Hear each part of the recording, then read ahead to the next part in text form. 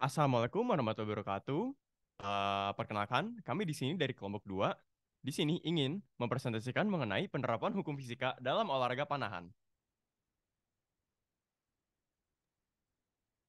Oke, di sini ada latar belakang.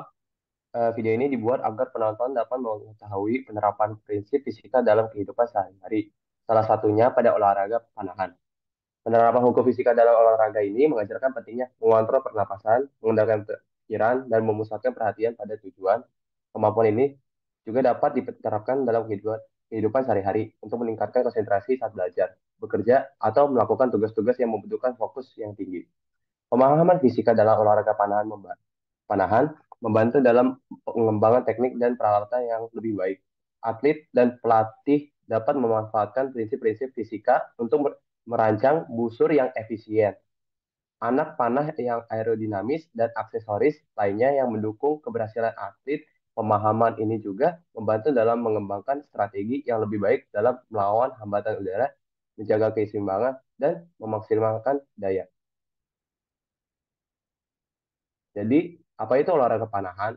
Olahraga panahan adalah jenis olahraga individu maupun tim yang dilakukan dengan menggunakan busur dan anak panah.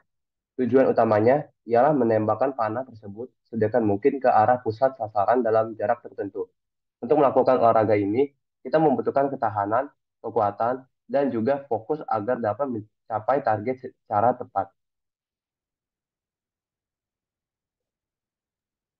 Sekarang kami akan menjelaskan sejarah olahraga panahan. Orang purbakala telah melakukan panahan menggunakan busur dan panah untuk berburu dan untuk mempertahankan hidup. Beberapa buku menuliskan lebih dari 100.000 tahun yang lalu, suku Neanderthal telah menggunakan busur dan panah. Para ahli purbakala dalam penggalian di Mesir juga menemukan tubuh seorang prajurit Mesir kuno yang tewas terkena anak panah. Data menunjukkan bahwa kejadian itu terjadi kira-kira 2100 tahun sebelum Masehi.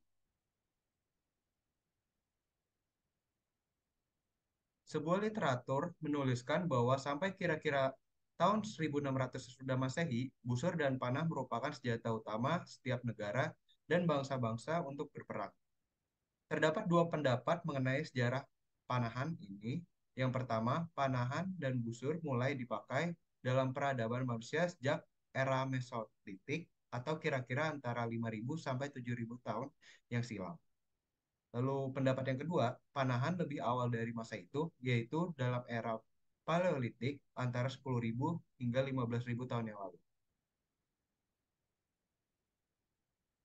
Nah, awal-awal panahan tidak digunakan belum digunakan sebagai alat berolahraga pada saat ini. Jadi mula-mula panahan digunakan sebagai alat untuk mempertahankan diri dari serangan bahaya binatang liar, alat untuk mencari makan, dan alat untuk berburu dan senjata perang.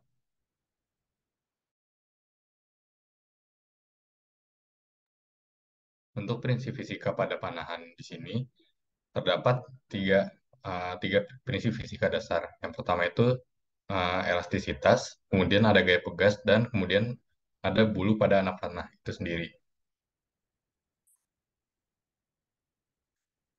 Nah, kemudian dari landasan teori mengenai prinsip fisika dalam panahan, dalam olahraga panahan, manusia mengandalkan kelenturan bahan panah untuk melontarkan anak panahnya. Nah, pada panahnya itu, kelenturannya itu dimiliki atau berada pada batang kayunya itu sendiri, atau bisa dibilang busurnya, bukan pada talinya itu yang melar. Talinya itu sendiri pun tidak selalu lentur, terkadang hanya berupa benang biasa. Nah, kemudian untuk fisika pada anak panahnya, yaitu terdapat fletching, atau fletching itu adalah bulu-bulu atau plastik pada bagian belakang anak panah, yang biasanya terdapat berbentuk tanda panah gitu, ada 4 sisi. Nah, itu fungsinya untuk menstabilkan anak panah pada saat di udara, agar anak panah tidak mudah berpindah jalur atau tidak mudah meleset, sehingga saat dilayangkan tembakannya menjadi lebih akurat.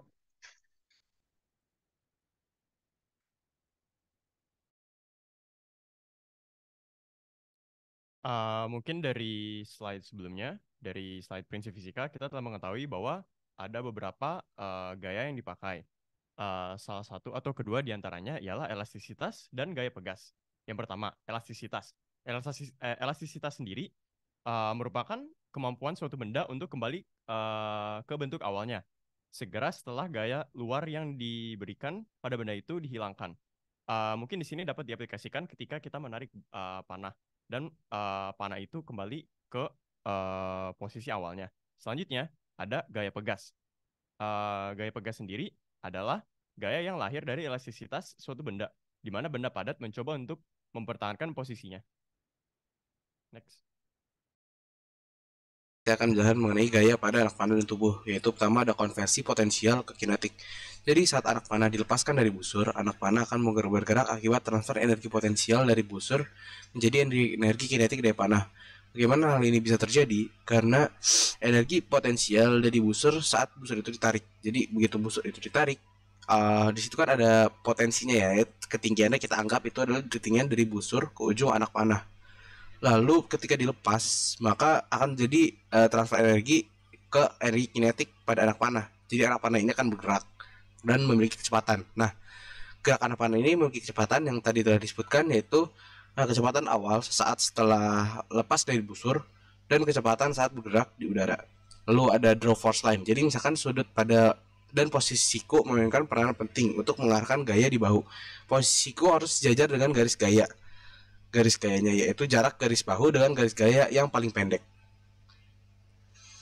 Selanjutnya ada gerak anak panah di udara. Jadi basically gerak anak panah di udara ini adalah sebenarnya gerak parabola. Misalkan sama seperti kita mungkin melempar bola atau menembakkan peluru gitu saat di udara. Nah, gerak parabola pada anak panah ini ada beberapa untuk mencari rumusnya gitu ya. Yang pertama untuk mencari arah dan posisi anak panah berdasarkan lintas gerak parabola itu X. Ya, rumusnya itu VO 2 sin 2A per G. Nah, sin 2A ini diperoleh dari X min G per, atau kita saat mencari sin 2A-nya, mencari sudutnya, X min G per VO2, di mana X posisi koordinat di sumbu X, lalu VO itu kecepatan awal, dan A itu sudut lintas gerak, lalu G adalah konstanta gravitasi. Lalu ada waktu tempuh untuk mencapai puncak ya. Waktu untuk mencapai puncak, misalkan di puncak itu ada rumusnya itu T sama dengan VO sin alfa minus VT, yaitu kecepatan saat dia di puncak ya, per G. Lalu tinggi maksimum dirumuskan sebagai Y maksimum sama dengan VO 2 sin 2A sin 2 alfa per 2G.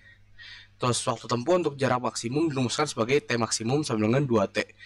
Lalu jarak maksimum dirumuskan sebagai X maksimum sama dengan V0 cos alfa T kali T. Selanjutnya ada salah satu komponen yang penting di anak panah, yaitu clicker. Jadi saat pemanah memegang busur pas dia membidik, yang direntangkan sementara potongan kecil logam atau clicker menekan panah ke samping pada busur.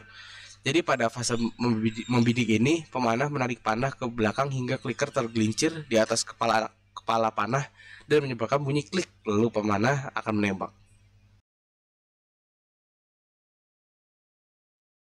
Sekian adalah pemaparan kami tentang penerapan hukum fisika dalam olahraga panahan. Di sini kami akan memberikan kesimpulan dari pemaparan yang telah kami jelaskan tadi. Yang pertama, panahan sudah ada sejak sangat lama. Beberapa buku menuliskan lebih dari 100.000 tahun yang lalu suku Neanderthal telah menggunakan busur dan panah. Lalu yang kedua, pengaplikasian fisika pada kehidupan sehari-hari sangat penting karena banyak hal yang terjadi di sekitar kita yang dapat dijelaskan dengan konsep fisika. Lalu yang ketiga, dengan mempelajari fisika, kita dapat memahami dan menerapkan konsep-konsep seperti gaya, energi, dan momentum untuk menjelaskan fenomena-fenomena alamnya yang kita temui sehari-hari. Lalu yang keempat, beberapa konsep fisika yang diterapkan pada olahraga panah adalah elastisitas, gaya pegas, dan gaya parabola. Dengan memahami prinsip-prinsip ini, seorang atlet panahan dapat meningkatkan akurasi dan jangkauan panah.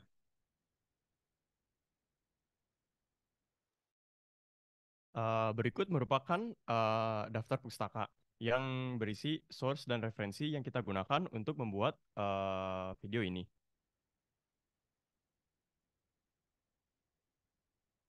Sekian dari kami. Kami ingin meminta maaf sebesar-besarnya jika terdapat kesalahan dalam video ini. Kami juga ingin berterima kasih atas perhatiannya. Wassalamualaikum warahmatullahi wabarakatuh.